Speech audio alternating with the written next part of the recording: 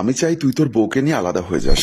খাবার টেবিলে হঠাৎ মায়ের মুখে এই কথা শুনে শাওন হতভম্ব হয়ে যায়, আর রূপাও বেশ অবাক। এমন কোনো কাজ তো সে করেনি যাতে তার শাশুড়ি এই কথা বলবেন। শাওন বেশ বিস্ময় নিয়েই বলে, মা কি হয়েছে? রূপা তোমার সাথে কি কোনো খারাপ আচরণ করেছে? তোমাকে কষ্ট দিয়েছে? তুমি রূপার উপর রাগ করে আমাদের আলাদা হয়ে যেতে বলছো? তুমি একবার আমাকে বলো মা, রূপা তোর বউ, তোর দায়িত্ব, তোর ভালোবাসা। বউকে সম্মান ভালোবাসা না দিলে সংসার জীবন সুখের হবে না তোর। তাই কিছু না জেনে সব কথায় বউয়ের দোষ খোঁজার চেষ্টা করিস না শাওন, এটা খুবই খারাপ গুণ। কথাগুলো বলে মা শাওনের দিকে শান্ত চোখে তাকায়। শাওন কিছুটা লজ্জা পায়। তার মা তাকে শান্ত কণ্ঠে বলে, রূপা খুব ভালো মেয়ে, ও কিছু করেনি, আমার খাওয়া হয়ে গেছে রে, আমি যাই। মা যেতেই শাওন স্ত্রীকে বলল, কি ব্যাপার, আমার মা আজকে এমন কথা কিভাবে বলল? কি করেছো তুমি? রূপা কিছুটা ভয় পেয়ে বলল, আমি কিছু করিনি, বিশ্বাস করো, আমি ওনার সাথে ভয়ে কথাই বলি না, তুমি শুধু আমাকে ভুল বুঝো না প্লিজ। শাওন বুঝতেই পারছে না তার মা এই কথা আজকে কেন উচ্চারণ করলো। শাওন যেতে চাইলে রূপা বলল, কি করছো, খেয়ে যাও, আমার গলা দিয়ে এখন খাবার নামবে না রূপা। শাওন সোজা চলে গেল মায়ের ঘরে। শাওন মায়ের ঘরে গিয়ে পা ধরে বলল, মা তুমি কি তোমার ছেলের উপরে রাগ করেছো?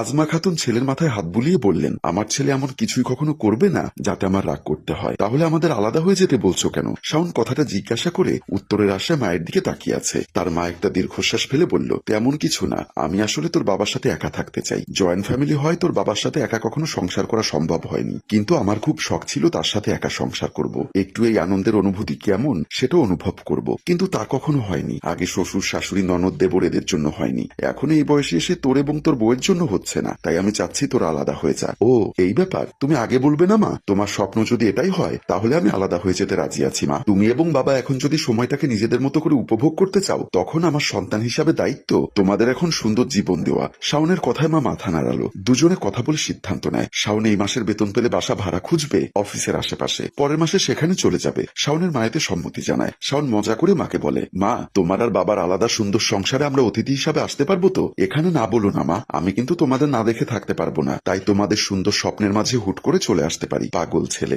এটা তোর বাড়ি, তুই আসবি না তো কে আসবে? তোরা এখানে আসবি, আমরা তোদের ওখানে যাব। মায়ের কথা শুনে শাওন মুচকি হাসে, তারপর সিরিয়াস ভঙ্গিতে বলে, মা সত্যি এটাই তো? তুমি তোমার এবং বাবার একার সংসারের স্বপ্ন পূরণ করার জন্য আমাদের আলাদা করে দিচ্ছ? মা কিছুটা হকচকিয়ে যায়, পরক্ষণে নিজেকে সামলে বলে, হ্যাঁ এটাই সত্যি রে, তোর বাবার সাথে একা সংসার করার বড় স্বাদ ছিল রে, সেটার জন্যই তোদের আলাদা করছি। শাওন শান্তি পায়। দেখতে দেখতে শাওনের নতুন বাসায় ওঠার দিন চলে আসলো। আগামীকাল তারা এই বাড়ি থেকে চলে যাবে। আজ শাওনের মা সব শাওন এবং রূপার পছন্দের খাবার রান্না করেছিল। রাতে শাওন বিছানায় মনে মনে বলে, এই সুস্বাদু খাবার খুব মিস করবো মা, যদি এটা তোমার স্বপ্ন না হতো তাহলে কখনোই আমি এই সিদ্ধান্ত নিতাম না। রূপা এসে বলল, মন খারাপ বুঝি? মা বাবাকে ছেড়ে কখনো থাকিনি, আমার মনটা খুব কাঁদে রূপা, মেয়েটা খুব লক্ষ্মীমন্ত। সে স্বামীর মাথা কোলে নিয়ে আদর করে বলে, মায়ের ইচ্ছা পূরণ করাও তো দায়িত্ব, যখন দেখতে ইচ্ছা করবে চলে আসবে এখানে, মা বুঝি তোমাকে নিষেধ করবেন? স্বামীকে নানাভাবে সান্ত্বনা দিয়ে স্বস্তি বোধ করলো রূপা। ওদিকে পাশের ঘরে শাওনের মা না ঘুমিয়ে খাটের একপাশে বসে নীরবে চোখের পানি বিসর্জন দেয়। এটা দেখে তার বাবা বিরক্ত হয়ে উঠে বলে, বুড়ো বয়সে ভীমরতিতে ধরেছে তোমার, যখন ছেলে চলে যাওয়ায় এত কষ্টই পাবে, তাহলে সব ফালতু স্বপ্নের কথা বলে তাদের আলাদা করলে কেন? বুড়ো বয়সে কত শখ, স্বামীর সাথে আলাদা সংসার করবে, শেষ কথাটি ব্যঙ্গ করে বলে। শাওনের মা তার কথা শুনে বিদ্রুপের হাসি দিয়ে বলে, না গো, বুড়ো বয়সে আমার শখ জাগেনি, যে মানুষটাকে শখের বয়সে পেলাম না তাকে এই বয়সে চেয়ে কি করব? মানে? আজমা খাতুন স্বামীর দিকে তাকিয়ে অভিমানের গলায় বলে, তোমার মধ্যে তেমন কোনো গুণ নেই যার জন্য তোমার থেকে আলাদা একান্ত সময় কাটানোর স্বপ্ন দেখবো আমি, এত স্বপ্ন আমি দেখি না। মোজাম্মেল হায়দার স্ত্রীর কথা তখনও বুঝলেন না। কি বলতে চাও তুমি? যদি এটাই না হয় তাহলে ছেলেকে আলাদা করছো কেন? বাবার এই কথার জবাবে মা সুন্দরভাবে বলে, দূরে থাকলে সম্পর্ক ভালো থাকবে। বাবা কিছু বলতে নেয়, কিন্তু তাকে বলার সুযোগ না দিয়ে মা পুনরায় বলে, আমার ছেলে যখন তার বউকে নিয়ে ঘুরতে বের হয় তখন আমার বড্ড হিংসা হয়, আমিও তো নতুন বউ ছিলাম, কই আমাকে নিয়ে তো তুমি কখনো ঘুরতে যাওনি? আমি যখন বৌমাকে বলি রান্নায় এত তেল খরচ করেছো কেন, তখন আমার ছেলে তার হয়ে বলে, তেল শেষ হয়ে গেলে আমি কিনে দিব, এই নিয়ে কিছু বলো না, তখনও আমার হিংসে হয়। কই আমার হয়ে তুমি তো কখনো এই কথা বললে না, উল্টো তেল কেন বেশি দিয়েছি এই কৈফত তোমার মাকে দিতে পারিনি বলে কুকুরের মতো মেরেছ।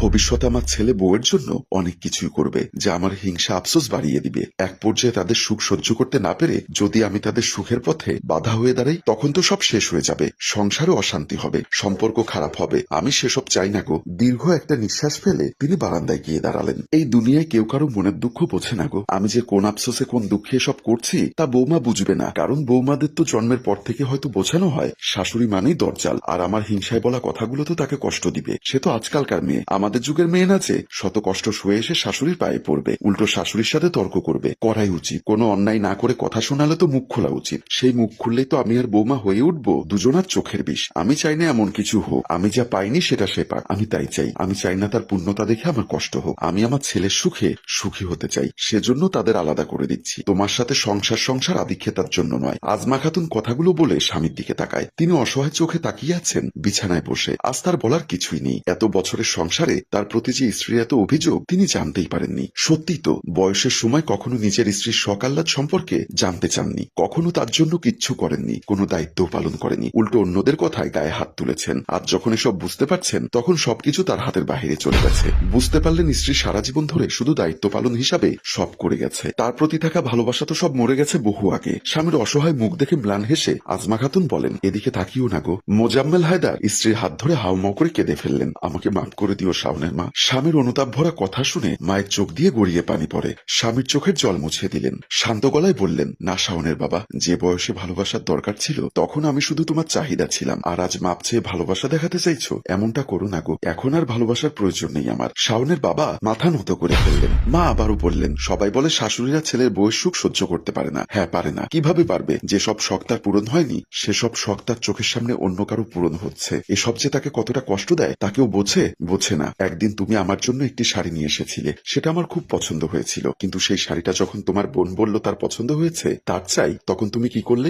সঙ্গে সঙ্গে তাকে দিয়ে দিলে। আর আজ যখন আমার খুকির ভাবির একটি শাড়ি পছন্দ হলো তখন আমার ছেলে বলল সে অন্য একটা কিনে দিবে। এটা তার ভাবির। আজ আমি বৌমাকে কোনো কথা বললে তার ডাল হয়ে আমার ছেলে দাঁড়ায়। এসব দেখে আমিও তো অতীতে চলে যাই। আমারও তো মনে হয় আমার সাথে যখন এসব হচ্ছিল তখন যদি তুমি প্রতিবাদ করতে তাহলে তো সব সমস্যা মিটে যেত, কিন্তু করনি। আমার আজও মনে পড়ে যখন আমার গর্ভে শাওন ছিল তখন আমি 9টা মাস ভাত ছাড়া কিছুই পাইনি, ফল খেতে ইচ্ছা করলেও পাইনি। সকাল 6টা থেকে সন্ধ্যা 7টা অব্দি গাধার মতো খেটেছি, তারপর সন্তান জন্ম দিয়েছি। কিন্তু আজকাল তো তা হয় না। আজকাল বউয়েরা পোয়াতি হলেই বিছানায় পড়ে যায়, তাদের এটা সেটা ইচ্ছা হয়, ঘরের মধ্যে একটি জগ নাড়ানোর শক্তি হয় না। কিন্তু আমাদের সময় 9 মাসে ভরা পেট নিয়ে কলস ভর্তি পানি টানা লেগেছে, ধান সিদ্ধ করা লেগেছে। যখন আমার শাওনের বউয়ের 9 মাস হবে তখন তো সে কিছু করতে চাইবে না, ঘরের সামান্য কাজ করতেও অসুবিধা হবে। আর চোখের সামনে তো আমার সহ্য হবে না, কিছু বললেই আবার আমার ছেলের সাথে তর্ক বেঁধে যাবে। তখন সারা দুনিয়া বলবে শাশুড়ি ভালো না, সে এত খারাপ। মোজাম্মেল হায়দার অসহায় চোখে তাকিয়ে থাকে। যে বয়সে এসব বোঝা উচিত ছিল সে বয়সে বোঝেননি, তাই এই বয়সে বুঝে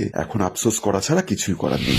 সকাল সকাল শাওন এবং রূপা তৈরি হয়ে নেয়, তাদের সকল ব্যাগপত্র গুছিয়ে নেয়। আজ তারা নতুন বাড়িতে উঠবে। মা এসে হাতে হাতে তাদের ব্যাগ গুছিয়ে দিচ্ছে। অতঃপর নিচে গাড়ি আসতে শাওন ঘরে এসে বলে, গাড়ি চলে এসেছে, চলো রূপা। হ্যাঁ চলো। রূপা খুশি মনে কথাটি বলে। রূপা এবং শাওন বাবা মায়ের থেকে বিদায় নেয়। তাদের বিদায় নেবার সময় মা শাওনকে বলে, স্ত্রীর স্বামীর দুর্বলতা নয়, শক্তি, তার যথাযথ মর্যাদা করবি। আমি যেন কখনো শুনি না তুই বৌমাকে কোনো কারণে কষ্ট দিয়েছিস, তাহলে খুব খারাপ হবে। মা তুমি শুধু আমাদের জন্য দোয়া করো, আমরা যাতে সবসময় একসাথে এভাবে থাকতে পারি, আমি আমার সকল দায়িত্ব কর্তব্য পালন করতে পারি। তোমার দোয়া সঙ্গে থাকলে আমি সব পারবো মা, আমার দ্বারা রূপা কখনো কষ্ট পাবে না। শাওনের এই কথায় মা ম্লান হাসে। বাবা শাওনের মাথায় হাত রেখে বলে, দোয়া করি তোরা সবসময় ভালো থাক, একজন ভালো স্বামী হও, সেই সাথে ভালো সন্তান হও। শাওন তোমার মায়ের জন্য হলেও অন্তত হও ভালো সন্তান। শাওন মাথা নাড়ায়। অবশেষে রূপা এবং শাওন বেরিয়ে যায়। তারা তাদের নতুন বাড়ির উদ্দেশ্যে চলে যায়, যেখানে তাদের দুজনের জন্য সুন্দর একটা সংসার অপেক্ষা করছে। শাওনরা চলে যেতেই শাওনের মা বলে, প্রত্যেক মেয়েরই বোধহয় একটা আলাদা সংসার হওয়া উচিত। আমি মা হিসাবে দোয়া করি ওদের সংসার সুখের হোক। সম্মানিত ভিউয়ার্স, গল্পটি এখানেই শেষ করলাম।